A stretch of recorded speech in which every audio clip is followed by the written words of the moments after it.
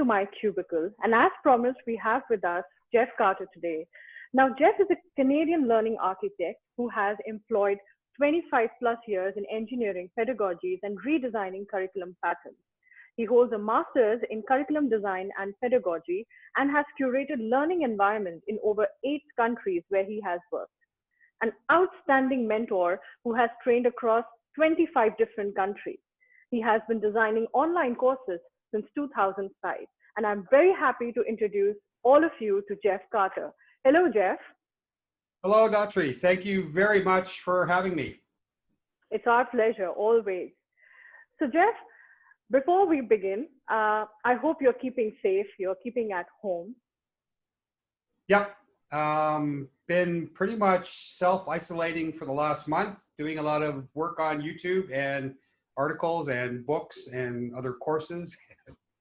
It's actually been a great time to get a lot of work done for some of us. Yes, indeed, it is.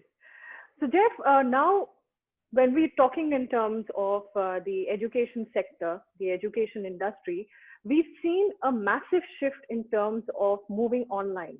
There have been many brick and mortar schools that had to be, they had to opt for the virtual school. So how would you interpret the situation? Well, the interesting part is it's very different for different regions of the world. For example, I'm currently based in Bangkok, Thailand, where I was teaching this past year. Well, the school year here and quite often throughout, or for most of Southeast Asia, was finishing just as COVID hit.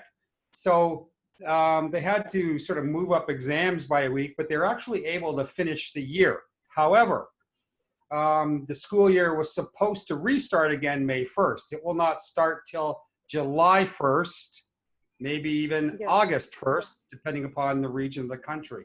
So they were able to finish out the year, but it's next year that's going to get compressed. Whereas parts of North America and Western Europe that are going on a September to June have lost the last part, or almost 1/3 of their year, which is fairly crucial for senior students in either university or even high school, right? Yeah. So it really depends on what part of the world they're in. So like what's happening in India and Australia? In India, if I tell you, we were able to close with some of the sessions of the junior classes. But when we are talking in terms of the public examinations that take place in year 10 and year 12, some of the subjects, their examination got left out. And of course, the assessment of those answer sheets is still pending. And it is very difficult to, call teachers and get them assessed at a particular assessment center. So the problem that we're facing right now is we haven't actually been able to put a close to the last session, but in the meantime, the junior classes have been pushed into the new session.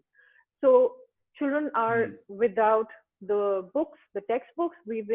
Most of the schools, they still follow the textbook pedagogy of teaching. So the new session, the kids are without books, the teachers were unprepared. So we are left in a lurch and we are just sailing through this time. Well, no, and that's what I mean about how different it is in the world. And so think about it from a teacher school point of view. You would definitely prefer to go into a new year knowing, and a certain amount of lead time, like I said in Thailand here, where you're going to have a shortened year so you can at least adjust throughout the year, as opposed to having your year cut short with maybe a week or two's notice to try and figure out how to make it work. So the impact is not just on schools, but also on education district, on standards, on exams, on graduation for high school, for college, for university. It's sort of a massive impact. Yeah. So now let's talk about why this is such a massive impact. So there's an interesting little image I want to share with you here. So I want to go to this graphic here that talks about an education timeline, or combines two timelines. Yeah. The blue lines are talking about the history of education and major changes that have happened in terms of pedagogy. So we're going to go back all the way to Plato and Socrates, up into here, which is where the first sort of university or real education program happened in Europe and then in the States. And then right about here where the standards were set for the US and for different countries in terms of education standards for graduation, et cetera. Now, on the left-hand side, you've got all kinds of technologies. So you've got the Gutenberg press back in 1400s. Out of that came textbooks, not just a book, but textbooks that we're able to do. We had sort of media. This is an old TV from like 1970s. I actually remember these kind of TVs in my classroom in elementary school. Then we have the introduction of the LMS, and then we have the web, etc. Now, the really sort of scary part of all this is, though technology has changed a lot, there has been very little change in terms of education pedagogy. The methodology has changed because of technology, but the pedagogy hasn't changed. The only real difference from what's happening in the mainstream happened way back in around this time, the same time as university started, and that was Montessori. And the Montessori, well, it was Maria Montessori who started that, and the Montessori movement that is still going today, but has not become as big probably as it should have. Bottom line is, with this shift of having to now take 100-plus-year-old system of education into 21st century technology, it's like a square peg in the round hole.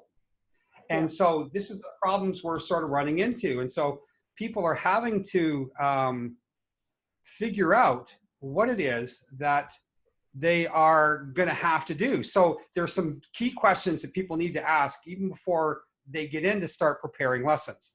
So what is it they're going to want to migrate over? We'll talk more about this when we talk about the teachers. Who approves what gets done?